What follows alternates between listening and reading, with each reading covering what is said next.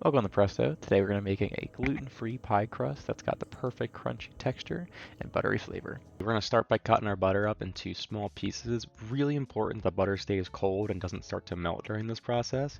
So we're going to quickly cut it up, toss it back in the fridge until we're ready to use it later. For the dough, we're going to start by separating our flour into two bowls, then adding our salt and our sugar to it. Put it in the food processor, pulse for a few seconds until it's combined, then add half the butter, pulse until it's like a fine sand, and then add the rest of the flour, butter, and do the same until that texture is just like before. Now take some ice water and start adding it into the dough. We're going to do it 2 tablespoons at a time, pulsing between each addition. It should have large crumbles that are kind of like moon sand, but when you pinch it between your fingers, it stays together and doesn't crumble. Immediately pour the mixture out and divide it into 2 equal parts. You'll have 2 pie crusts from this recipe. Using a bench scraper or your hands if you don't have one, form the crumbling mixture into a disc by pushing it into the center and then pushing it down. It should look like one solid disc by the end. Avoid touching it too much with your hands if possible because we don't want the butter to melt. Wrap it up in plastic wrap, toss it in the fridge for at least 2 hours.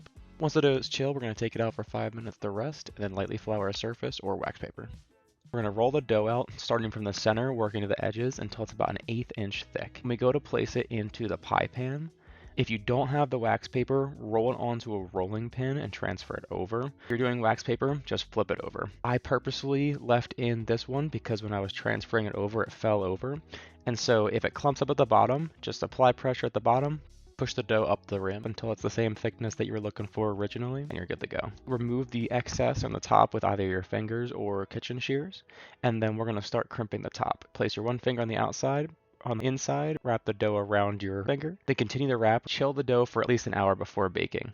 Once the pie crust is chilled, poke some holes in the bottom so that it doesn't overly rise when we're baking.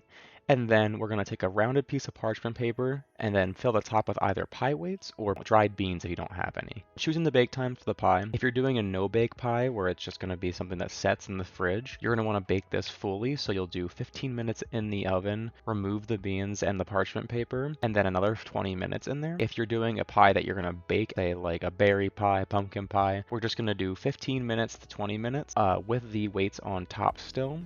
And then pie will cook the rest of the way with the filling.